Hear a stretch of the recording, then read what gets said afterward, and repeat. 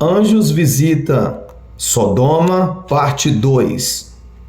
Lembro-me de que houve muitas críticas a um de meus sermões, intitulado Constranja-os a entrar, em que preguei com muita ternura pelas almas.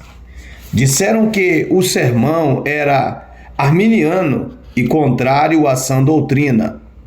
Pouco me importa ser julgado pelos homens, pois meu mestre pôs seu selo sobre aquela mensagem. Nunca preguei um sermão em que tantas almas fossem ganhas para Deus, como nossas reuniões na igreja podem atestar. E em todos os lugares onde o sermão foi divulgado, pecadores foram salvos por meio de sua instrumentalidade. Portanto, se é vil exortar os pecadores, eu me proponho ser mais vil ainda. Creio tão firmemente nas doutrinas da graça quanto qualquer homem vivo e sou um verdadeiro calvinista. Segundo a ordem do próprio João Calvino, mas se rogar ao pecador que tome posse da vida eterna errado, errarei ainda mais a esse respeito, seguindo o exemplo de meu Senhor e de seus apóstolos que, embora ensinassem que a salvação é pela graça e somente pela graça, não temiam falar aos homens como seres racionais e agentes responsáveis, exortando-os a se esforçarem por entrar pela porta estreita e trabalharem não pela comida que se acaba, mas pela comida que permanece para a vida eterna. Apeguem-se à grande verdade da eleição, do amor e da soberania divina, mas não permitam que isso se transforme em grilhões, quando no poder do Espírito Santo vocês se tornarem pescadores de homens. Quando as palavras não forem suficientes, e muitas vezes não serão, deve-se adotar outras formas de persuasão. Então os homens pegaram pela mão a ele, sua mulher e seus filhos, no caso suas filhas, conforme Gênesis capítulo 19, versículo 16. Tenho muita fé nas interações diretas com as pessoas, sob a direção de Deus. A evangelização pessoal, pelo poder do Espírito Santo, faz maravilhas. Tomar um homem pela mão enquanto fala com ele pode ser um gesto sábio e útil, pois se conseguir segurar a sua mão e mostrar diante de Deus a sua ansiedade, rogando por ele, Deus abençoará essa obra. É bom lançar suas palavras no fundo da alma, de uma maneira calma, séria, e quando o homem estiver só, assim como se jogam pedras em um poço, muitas vezes essa estratégia é eficaz e surte efeito onde o pregador com seu sermão não teve sucesso. Se você não conseguir ganhar os homens com palavras, deve perguntar a si mesmo: o que posso fazer? Depois vá à presença do Senhor e faça a mesma pergunta. Pela perseverança do seu zelo, você deve conseguir levá-lo à reflexão. Assim como a mulher, por sua insistência e perseverança, dobrou o juiz iníquo, também você, por sua contínua perseverança e anseio, façam que eles se cansem de seus pecados e deem atenção às suas palavras. Nem que seja apenas para se livrarem de você. Se não conseguirem alcançá-los porque não querem ler a Bíblia, coloque um bom livro em suas mãos e pode ser que esse livro lhe diga coisas que você não consegue dizer. Também podem escrever-lhes uma carta curta, porém sincera, e dizer-lhes como vocês se sentem. Podem continuar orando por eles, podem sacudir o braço divino e suplicar ao Altíssimo que o resgate. Há casos em que quando tudo mais falhou, uma lágrima de amor, desapontamento fez a obra. Creio que foi o senhor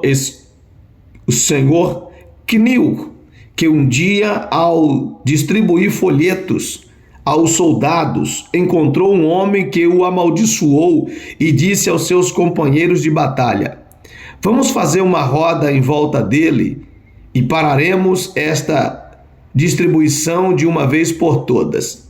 Então ele praguejou e amaldiçoou Knill de tal maneira que este, não tendo como escapar, irrompeu em lágrimas.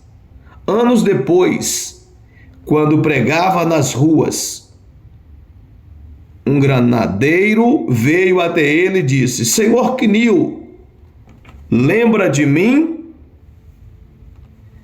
Não lembro. Acho que nunca ouvi. Não se lembra de um soldado que o rodeou com seus companheiros e não deixou que distribuíssem seus folhetos? Não me lembro, disse Knill.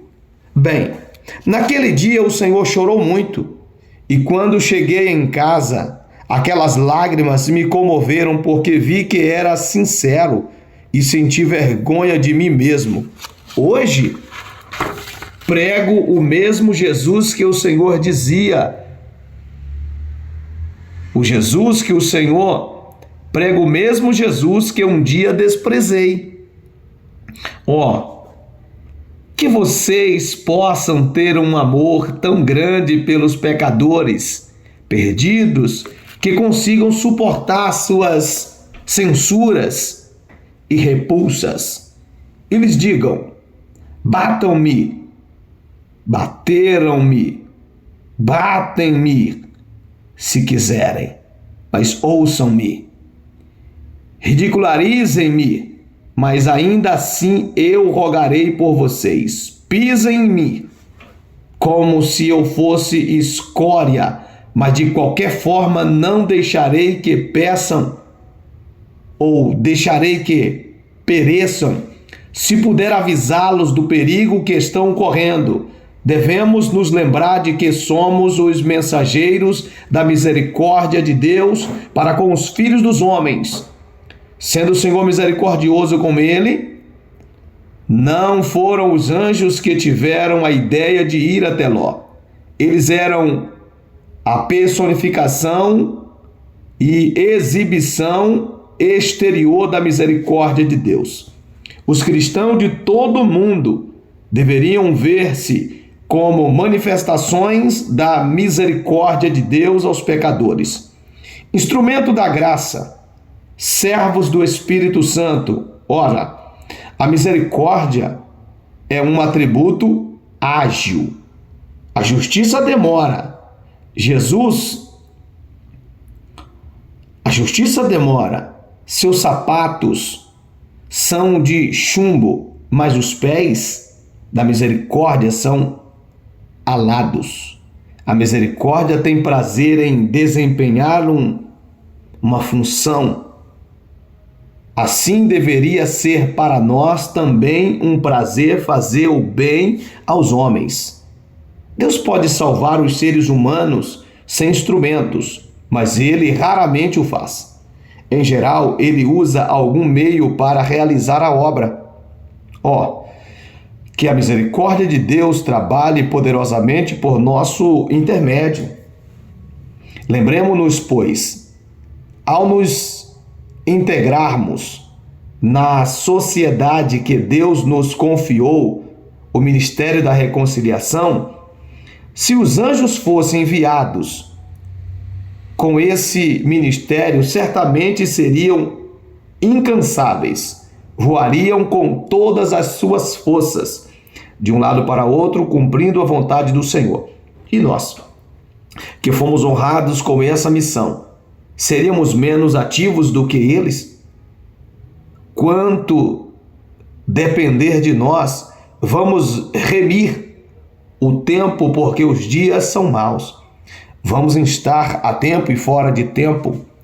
Vamos semear próximo a todas as águas, e que seja nosso anseio sincero dar plena prova de nosso serviço, seja ele qual for, para que ao final possamos ouvir: muito bem, servo bom e fiel. Foste fiel sobre pouco, sobre o muito te colocarei. Participa da alegria do teu Senhor. Mateus capítulo 25, versículo 21. Assim chegamos ao final do capítulo 2, intitulado Anjos Visitam Sodoma. Deus te abençoe e até o próximo capítulo.